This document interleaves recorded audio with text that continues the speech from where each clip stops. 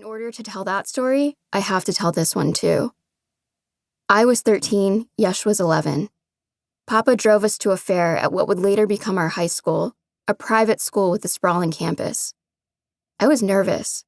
We'd recently moved to a town of cornfields in the blue hills of Pennsylvania's Lehigh Valley, and today I'd be meeting my new friends outside a classroom setting.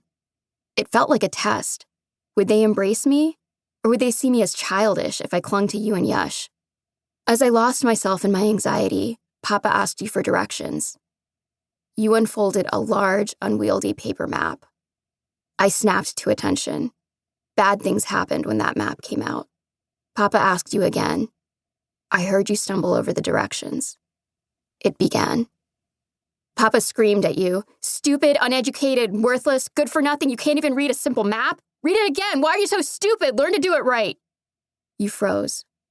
This made him angrier. His rage, raw and boundless, could not be quelled once unleashed. He screamed and screamed and screamed, and you fumbled. I remember silently pleading with you to give him the answer that he wanted to hear. I was angry that you couldn't just say the right words to make him stop. It didn't occur to me to be angry at him.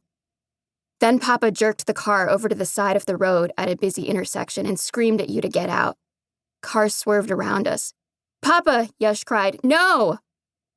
Papa ignored him. He left you stranded and sobbing as he sped off with your children. We watched you become a dot. For a few minutes, I thought I'd never see you again.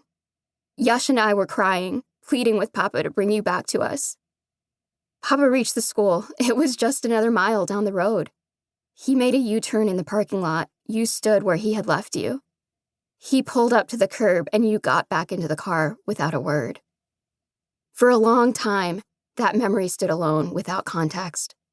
I never spoke of it, not even with Yash. But I can still remember the way I froze in the back seat.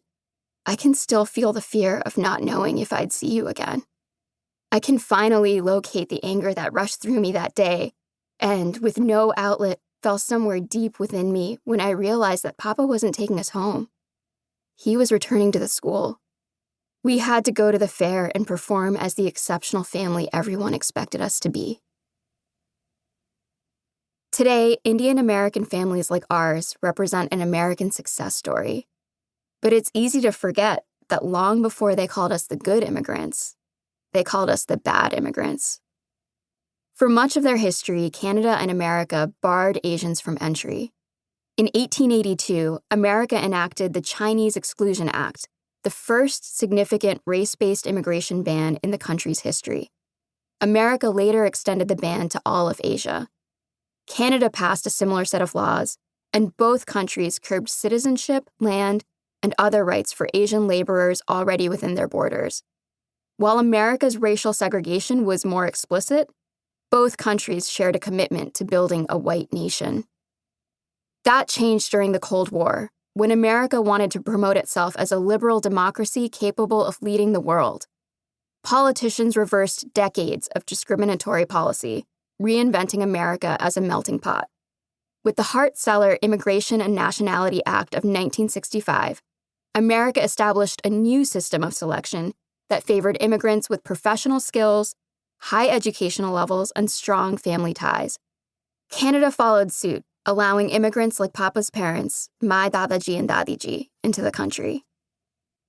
Growing up, I didn't see myself as Asian, or even as Asian American. But I understood that in America's racial construct, the people whose ancestors came from those distant landmasses in the East were all lumped together. These imperfect labels evolved through movements of solidarity that made the presence of various Asian ethnic communities more visible in America.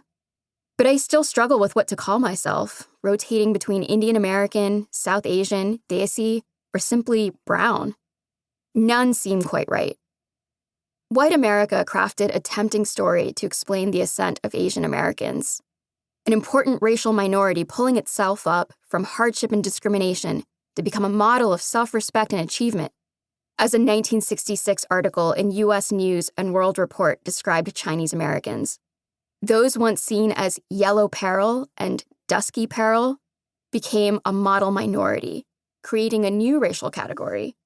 Asians were those who could assimilate into whiteness, but maintain a distinct cultural identity.